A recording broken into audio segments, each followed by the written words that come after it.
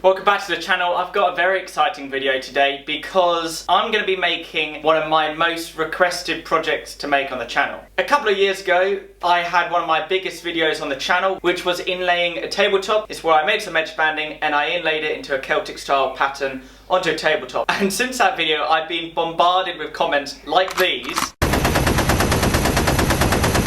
And they're basically asking me to make more edge banding. A lot of people seem to be interested in how to do it, and in this video I'm going to be doing just that. So I hope you enjoyed this video. Give it a like if this is the type of content you want. A lot of you seem to like the inlay work. Alright, let's get straight on with the build.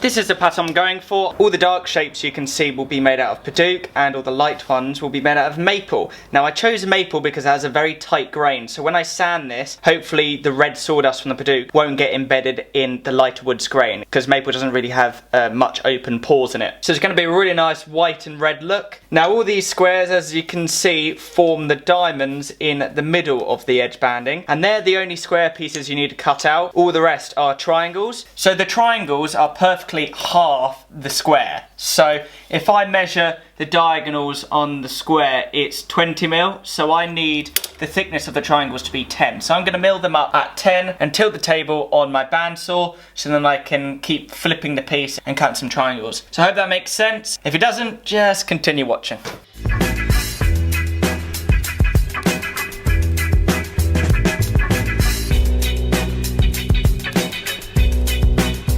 Okay, so I just ripped the maple into 3 strips, and I've also got a strip of padauk, but I gotta get these to exactly 10mm. I don't want any chip out at all, so I'm gonna use my drum sander. If you don't have a drum sander, that's fine. You can use your planer. Just make sure the teeth are sharp, or just feed them through the area of the thickness that you least use, so that area of the cutter knife will be at its sharpest, if you know what I mean. You don't want any chip out at all. Using some calipers, each time they pass through, I'll measure the thickness until I get to 10mm.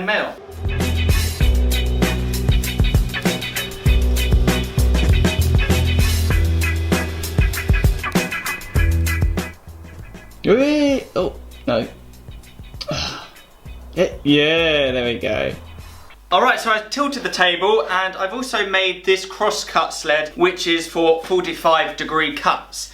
And the one you saw me using earlier is this jig, and that is just for 90-degree cuts. Now I've added a stop block on here, so it's in the perfect position for cutting, where's the piece? For cutting the triangles at its exact thickness. So if I line this up, the peak of the triangle is exactly where the saw blade is cutting. It's very simple to set up. You just keep on adjusting the stop block until it's cutting in the right area. And I've already done a test cut. Show you. You can see that the triangle on this side is the exact thickness of the square, and the same here. So all the triangles on this edge banding are the same size, so they're very simple to cut out. Now I'm just going to make lots of cuts of maple and some of padauk and keep cutting it until I've got enough. It's repetitive, but it's fun.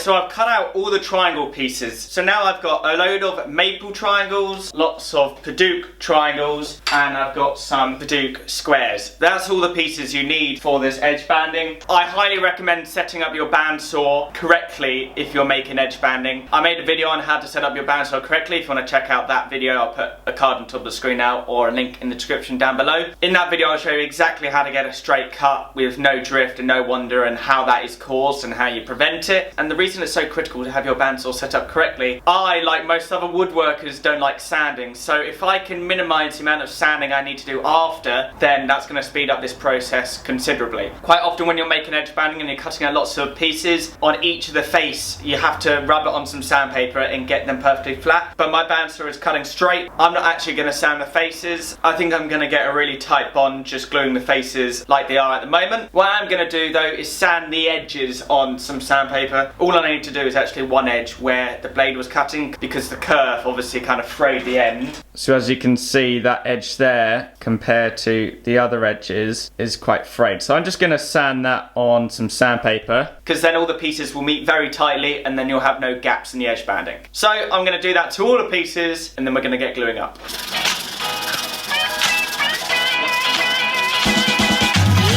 So now it's time to glue up. As you can see, the pattern is sort of in 3 strips. You've got a row of triangles on the top, you've got a row of triangles on the bottom, and then you've got the diamonds and triangles in the middle. So I'm going to glue them up in 3 strips, and then once all the 3 strips are dried, then I'll glue them all together. So what I've got here is a row here of maple triangles with masking tape on the back, and I've got a row of padauk triangles with masking tape on the back. So I'm going to add glue all over this on every surface, and then flip the padauk over onto the maple, and then put a board on top and clamp it down to the workbench. The reason I'm doing it in 3 strips is it's easier to glue up. If you're doing it all in one go, you'd be fighting against the set time on the glue, and stuff is more likely to slide around and it wouldn't be easy to line up. So doing it slowly in stages will mean you get a tight join all the way along, and all the pieces will line up with each other and look nice. So let's get gluing.